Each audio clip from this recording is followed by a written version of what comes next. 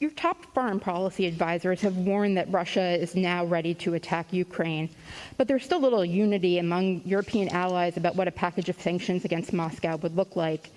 If the U.S. and NATO aren't willing to put troops on the line to defend Ukraine and American allies can't agree on a sanctions package, hasn't the U.S. and the West lost nearly all of its leverage over Vladimir Putin? And given how ineffective sanctions have been in deterring Putin in the past, why should the threat of new sanctions give him pause? Well, because he's never seen sanctions like the ones I promised will be imposed if he moves, number one.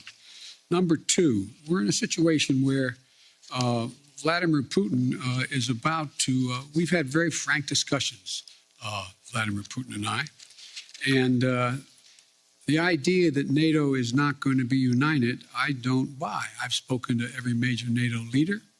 We've had the NATO-Russian summit. We've had the OSCE has met, et cetera. And so I think what you're going to see is that Russia will be held accountable if it invades. And it depends on what it does. It's one thing if it's a minor incursion and then we end up having a fight about what to do and not do, et cetera.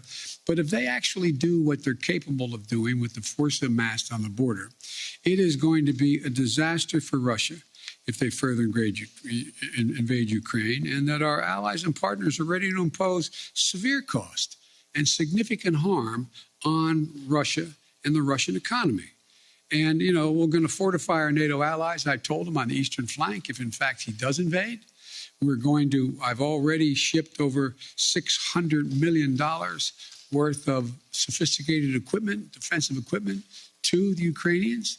The cost of going into Ukraine in terms of physical loss of life for the Russians, they'll be able to prevail over time, but it's going to be heavy.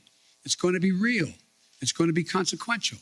In addition to that, Putin has a stark choice. Either de-escalation or diplomacy, a confrontation of the consequences. And look, I think you're going to see, for example, everybody talks about how Russia has control over the energy supply that Europe absorbs. Well, guess what? That money that they earn from that makes about 45% of the economy.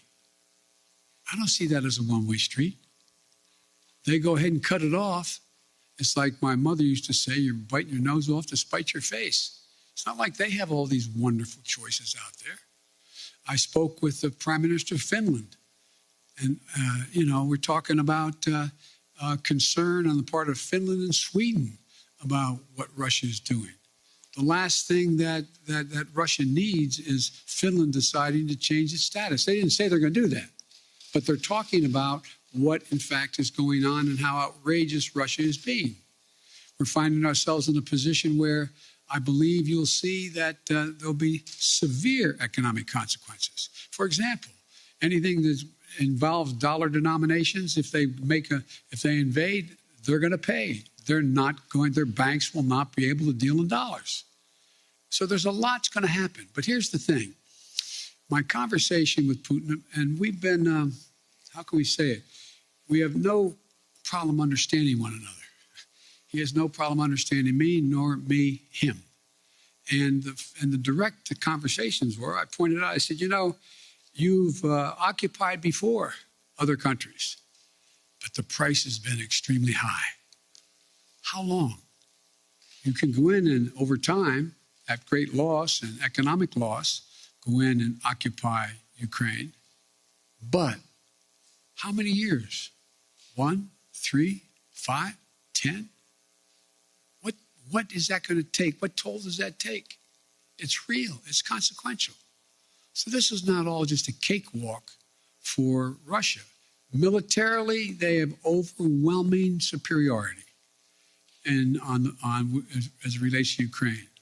But they'll pay a stiff price immediately, near term, medium term, and long term if they do it.